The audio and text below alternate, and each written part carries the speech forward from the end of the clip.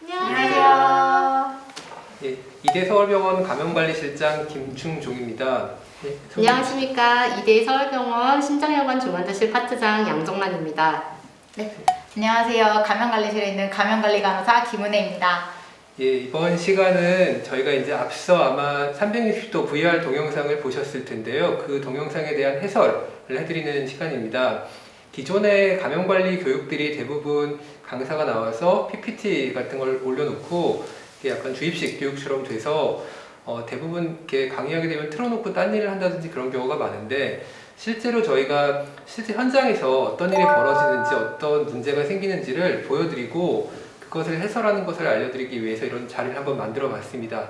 동영상을 보면서 실제로 양쪽에 이제 현장에 계신 간호사님과 감염관리를 담당하시는 간호사님이 이것을 설명해 주시는 그런 자리를 갖도록 하겠습니다. 그럼 동영상 한번 보실까요? 네. 그럼 시작을 해보겠습니다. 예. 저희 동영상은 360도는 아니고요. 이제 한쪽에서 찍은 다음에 실제로 문제가 되는 걸 잘 보기 위해서 이제 들어오죠.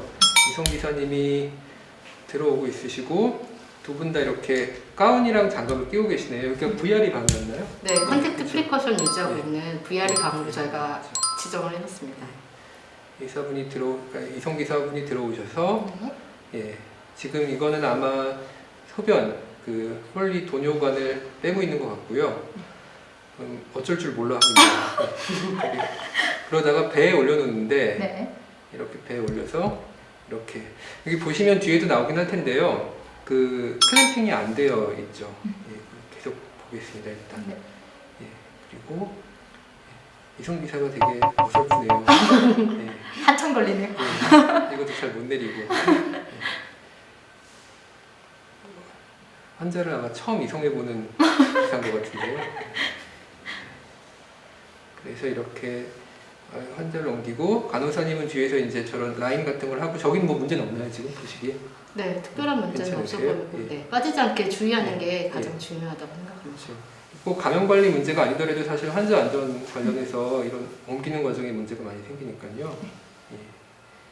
이렇게 해서 환자를 사실 둘이 옮기기는 쉽지 않죠. 네. 예. 여러 명이 이렇게 옮기는 건 괜찮아요. 안전 문제에서. 옮기는 거요. 지금 사실 머리 쪽 부분에 예. 한 명의 간호사가 더 추가로 잡아야 있고 되죠. 예. 이 튜브를 예. 잡고 있거나 중심정맥관 같은 거를 예. 좀 중요하게 보는 게 필요할 것 같습니다. 이렇게 보면 이제 이렇게 잠깐 멈춰 보면 여기 보면 이렇게 클램핑이 안 돼 있고 이렇게 배에 올려놨는데요. 이거 잘못된 건가요? 네. 그러니까 소변의 위치에 의해서 역류하게 되면 요로 감염의 원인이 되기 때문에 이송이나 체위 변경을 위해서 소변 주머니를 방광 위로 위치시킬 경우에는 역류 방지를 위해서 꼭 클램핑 하시는 게 필요합니다. 이런 일이 많이 벌어지나요, ICU에서는? ICU에서는 당연히 신경을 쓴다고 네. 하고는 있기는 하지만 그래도 종종 신규 간호사나 아니면 이송해 주시는 분에 의해서 클램프가 안 되고 이루어질 때도 있습니다. 그러면은 환자가 있을 때 클램핑을 하고 풀어서 올리고 그 다음에 이송을 하는 거죠. 올린 다음에 클램핑을 하는 건가요? 아니면 올리기 전에 클램핑을 하고 올리고. 있습니다. 네.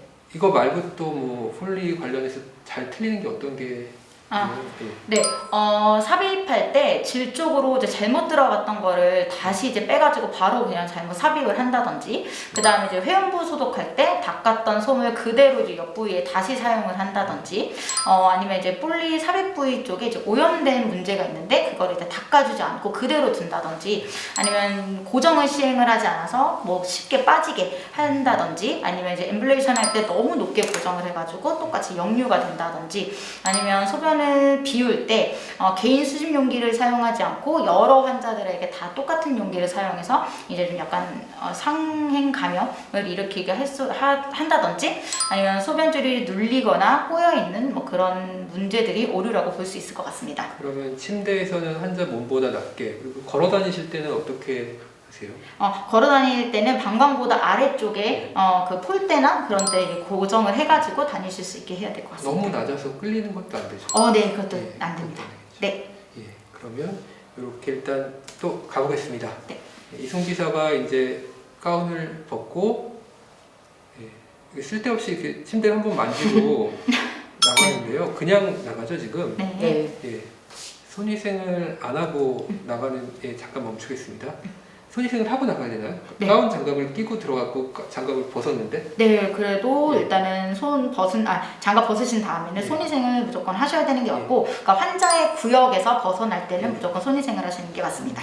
방금은 이렇게 침대를 한번 만졌으니까 당연히 해야 될 텐데 네네. 그러지 않아도 손위생은 해야 된다는 거죠. 네, 가운 네, 장갑을 꼈다고 해서 벗고 나서 손위생을 안 해도 된다 그건 아니죠? 네네네. 맞습니다. 알겠습니다. 그러면 또 조금 가보겠습니다. 이렇게 해서 이제 간호사님이 고정을 하시고 여기서 나가셨는데 잠깐 앞으로 좀 가볼게요.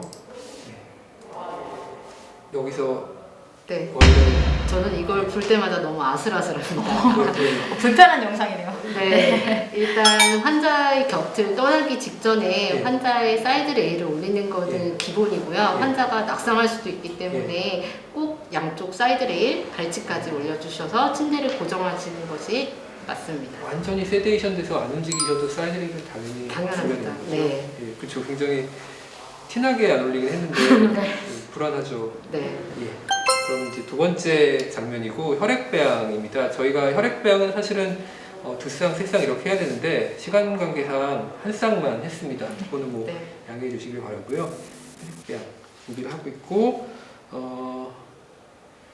보면은 이제 까서 방금 보신 것처럼 이렇게 하나를 더 까가지고 여기다 놨죠. 저거는 나중에 소독하려고 하신 거겠죠? 네. 그리고 여기까지는 별 문제 없나요? 아닙니다. 일단 혈액배양을 준비 물품을 하고 환자는 타기 전에는 멸균 장갑도 같이 준비를 해야 되고, 그렇죠. 네, 그리고 방금 혈액배양 병 윗부분을 닦을 때 네. 최소 7번 이상 네. 닦은 상태로 해야 되지, 한 번 이렇게 쓱 허브로 문질러서는 일단은 깨끗하게 안 된다고 생각합니다. 사실 닦을 때는 워낙에 이렇게 빡빡 닦으라고 하잖아요. 저희가 네. 예, 그렇게 해야 되고 한번 이렇게 살짝 접촉하는 정도는 네. 안 된다는 거죠. 예. 장갑 멸균 장갑 아니에요? 이거는 멸균 장갑이 아닌 예. 일반 니트릴 장갑이고요. 아, 예. 네, 멸균 장갑은 개별 보장된 예. 멸균 예. 장갑을 쓰셔야 될 것 같습니다. 저도 멸균 장갑 아닌 건 아는데 네. 예, 혹시 제가 모른다고 생각하실까 봐. 예. 예, 그러고 여기서 또 중요한 게 하나 나오죠.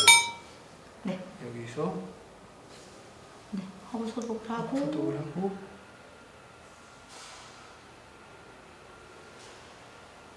이렇게 체열을 하는데 예. 제가 계속 보면은 여기서 보면은 지금 3웨이 뚜껑을 이렇게 놨는데요. 이걸 네. 원래 어떻게 해야 돼요? 워낙에 감염 관리 측면에서는 원래는 꼭지를 뺀 이후에 일단 새 것으로 적용을 해야 혈류 감염으로 이어지지 않을 것 같습니다. 실제로는 어떻게 하세요? 저거를 매번 새 거를 갖다 쓰는 게 쉽지가 않을 것 같은데. 실제로는 알콜솜도 같이 준비해서 네. 알콜솜 위에 그 뚜껑을 놨고 다시 이제 혈액배양 네. 전부 다 채취를 한 다음에 예. 입구 부분을 닦고 그걸로 사용하기도 합니다. 그러니까 근데 그러면 지금 저렇게 머리맡에 3웨이 뚜껑을 놓는 거는 네. 잘못된 거죠? 네. 저거 잘못됐다는 걸 사실 알고 계시긴 한데 어떻게 뭐 놀 데가 없으니까 그런 거죠. 일단 갑자기 깠는데 놓긴 해야 되는데. 네, 이 상황에서는 그렇죠. 그런 네. 것 같습니다. 예. 그렇게 되고 그러니까 워낙에 감염 관리 원칙적으로는 아까 말씀하신 것처럼 네. 예. 새 거로 새 거로. 바꾸는 게 제일 이상적인 새 방법이라고 뚜껑을 놓는 게 제일 생각합니다. 좋겠죠. 네. 예. 그래서 지금 체열을 했고 이렇게 담고 그다음에 두 번째는 이제 여기다가 다른 약을 투약하는 과정인 거죠. 네. 예. 멸균 장갑을 안 끼니까 장갑을 바꿔낄 그럴 것도 없네요. 네. 저의 잘못된 행동이고 네.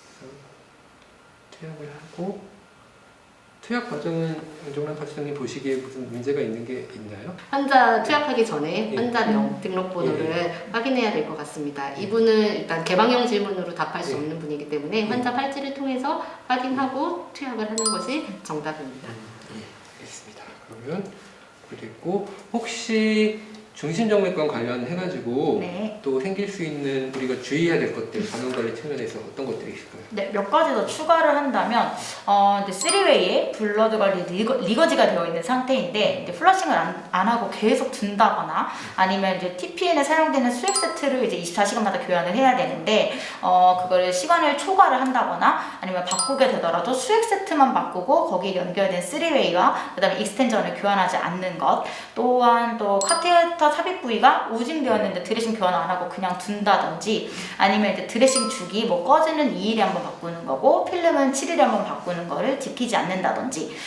또한 또 드레싱 할 때 기존 드레싱을 제거한 다음에 장갑을 바꾸고 이제 그러고 새 드레싱을 적용을 해야 되는데 그대로 드레싱을 이제 교환해버린다든지 그런 문제 등을 또 오류로 볼 수 있을 것 같습니다. 세트 같은 건 24시간마다 교환하라고 시키시는데요.